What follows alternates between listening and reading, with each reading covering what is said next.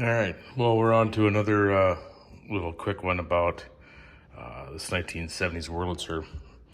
And I'll share with you my experience with working on the tone arm, cartridge, stylus, and wires. So with a little bit of work, you can figure it out. It's not the worst thing. It was not always fun, I'll give you that. So anyway, we will talk about this after a while. Anyway, so here's our tone arm.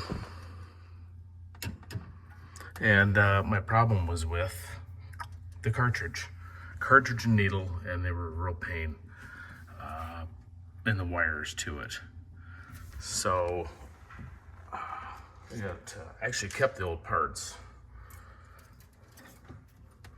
So yeah, this was what was in this one. And these are actually different wires. I know the solder job is horrendous, but I actually replaced, these are some wires I put on. The ones that actually came with it were, yeah, they were terrible.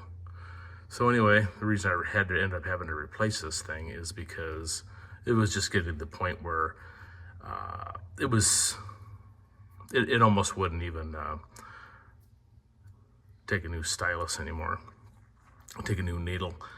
So I just decided to bite the bullet and figure out what type of mount and how to go about that. Because yeah, that was the,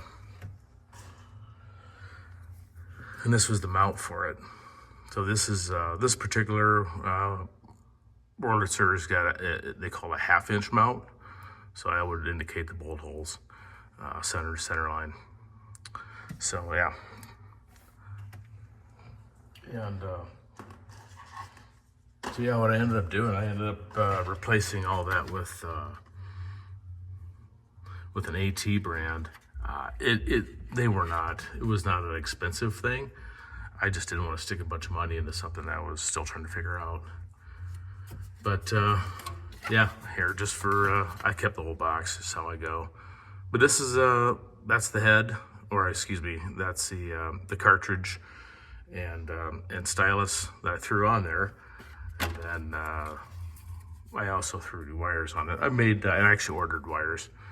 And then this was the mount for it. So I had to order this mount, this little bracket, in order to be able to mount it to the bottom side of this. So forgive my videoing. We'll see how this goes. If you can see anything in there.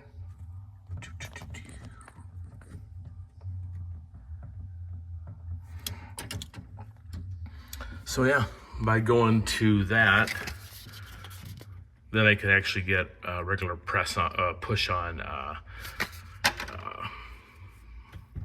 wires instead of having to try to solder them on the back. But like I say, this is how it kind of came. It worked for a while until the point where I think those are probably semi-ellipticals.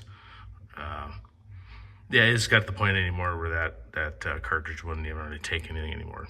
So I had to bite the bullet and figure that out.